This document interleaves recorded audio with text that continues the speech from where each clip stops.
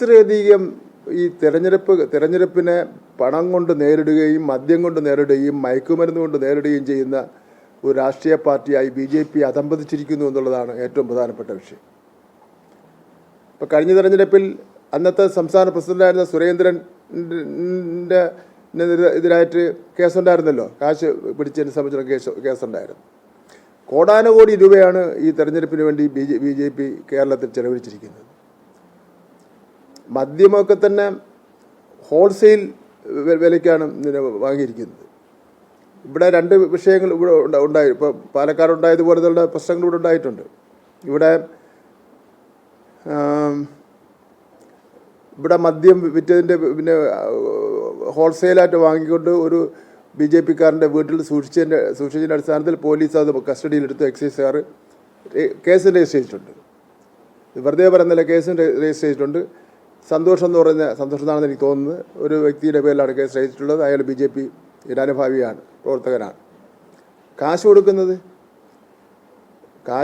വെച്ചാൽ ഗൂഗിൾ പേ ആണ്. ഒരു വോട്ടിന് നിങ്ങൾ പിന്നെ കേട്ടാൽ ഞെട്ടിപ്പോവും. ഒരു വോട്ടിന് 15,000 രൂപ വരെ കൊടുക്കുകയാണ്. തെളിവ് ചോദിച്ചാൽ തെളിവൊന്നുമില്ല. പക്ഷേ കൊടുത്തവർ വാങ്ങിയവർ തന്നെ പറയുകയാണ്. വാങ്ങിയിട്ട് അവർ വോട്ട് ചെയ്യേണ്ട ആൾക്കാർക്ക് വോട്ട് ചെയ്യുന്നുണ്ട്. പിന്നെ ഇത് മാത്രമല്ല, സംഘടനകളെ മൊത്തത്തിൽ വിലക്കെടുക്കുകയാണ്. ഗോവയിലെല്ലാം പിന്നെ ജയിച്ചു വന്ന കോൺഗ്രസ് MLA-മാരെ മൊത്തത്തിൽ വിലക്കെടുക്കുന്നത് പോലെ ചില സംഘടനകളെ വിലക്കെടുത്തിട്ട് മൊത്തത്തിൽ പിന്നെ ഇത്ര വോട്ട് ഇത്ര രൂപ എന്ന് പറഞ്ഞ് ലേലം വിളിച്ചു കൊടുക്കുകയാണ്. ഇപ്പോൾ RMS-ൽ ഒരു കാറ് വന്ന് ആ കാറിൻ്റെ നമ്പർ 4 ബോക്സും ഉണ്ടായിരുന്നു. അത് ഞാൻ സിറ്റി പോലീസ് കമ്മീഷണറോട് നേരിട്ട് സംസാരിച്ച നമ്പർ അടക്കം കൊടുത്തുകൊണ്ട് അത് സിറ്റി പോലീസ് കമ്മീഷൻ അന്വേഷിച്ചിട്ട് പറയുന്നത് ബൈക്കിൻ്റെ നമ്പറാണ്. അതൊരു വ്യാജ നമ്പറാണ് വച്ചിരുന്നത്. വ്യാജ നമ്പറാണെങ്കിൽ ആ വ്യാജ നമ്പറിൻ്റെ ഉറവിടം എവിടെയാണെന്ന് കണ്ടുപിടിക്കണ്ടേ സിറ്റി പോലീസ് കമ്മീഷൻ? അല്ലാതെ അതിനൊരു സമാധാനപ്പെടുത്താൻ വേണ്ടിയല്ലല്ലോ പറഞ്ഞത്. RMS-ൽ വന്നിട്ട് കാറിൽ പോയത്. പോലീസ് കമ്മീഷൻ പറയുന്നത് ബൈക്കിൻ്റെ നമ്പറാണ് എന്ന് പറഞ്ഞ് സമാധാനപ്പെടുത്തുകയാണ്. നമ്മളെ സമാധാനപ്പെടുത്താൻ വേണ്ടിയല്ലല്ലോ പറഞ്ഞത്. അത് കണ്ടുപിടിക്കുക എന്നുള്ള ജോലി പിന്നെ ബൈക്കിൻ്റെ നമ്പറാണെങ്കിൽ കമ്മീഷൻ ഉണ്ടല്ലോ. കമ്മീഷൻ ആരെയാണ് വായിക്കുന്നത്? അപ്പോൾ ഇതാണ് ഈ തെരഞ്ഞെടുപ്പിൽ അവർ പിന്നെ എടുത്തിട്ടുള്ള ഒരു സമീപനം എന്ന് പറഞ്ഞാൽ. നമ്മൾ ഇന്ത്യൻ ജനാധിപത്യത്തിൽ തന്നെ അപമാനകരമാണ് BJP-യുടെ ഈ സമീപനം എന്ന് പറയുന്നത്.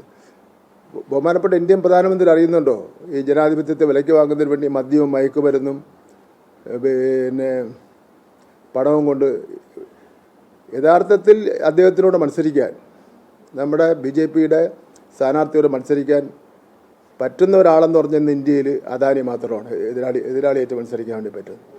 നമ്മൾ സാധാരണക്കാരൻ്റെ ഒരു രാഷ്ട്രീയ പ്രവർത്തകന് മത്സരിക്കുന്നതിൻ്റെ കാര്യം പ്രയാസമാണ്. എന്തായാലും എനിക്ക് സംസ്ഥാന അടിസ്ഥാനത്തിലുള്ള കാര്യങ്ങളെ സംബന്ധിച്ചിടത്തോളം ഒരു പറയാൻ പറ്റുന്നൊരു വിവരമില്ല. എങ്കിലും ഞങ്ങൾ നേരത്തെ പ്ലാൻ ചെയ്തതുപോലെ തന്നെ, ഞങ്ങൾ നേരത്തെ വിലയിരുത്തിയതുപോലെ തന്നെ ഗവൺമെൻറ് അധികാരത്തിൽ വരും എന്ന് തന്നെയാണ് ഞങ്ങളുടെ വിലയിരുത്തൽ. ഈ വർദ്ധിച്ചിട്ടുള്ള വോട്ട് ഗവൺമെൻറ് അനുകൂലമായിട്ട് വന്നിട്ടുള്ള വോട്ടാണ് എന്നുള്ള കാര്യത്തിൽ യാതൊരു സംശയവുമില്ല എന്നുള്ളതാണ് ഞങ്ങളുടെ വിലയിരുത്തൽ.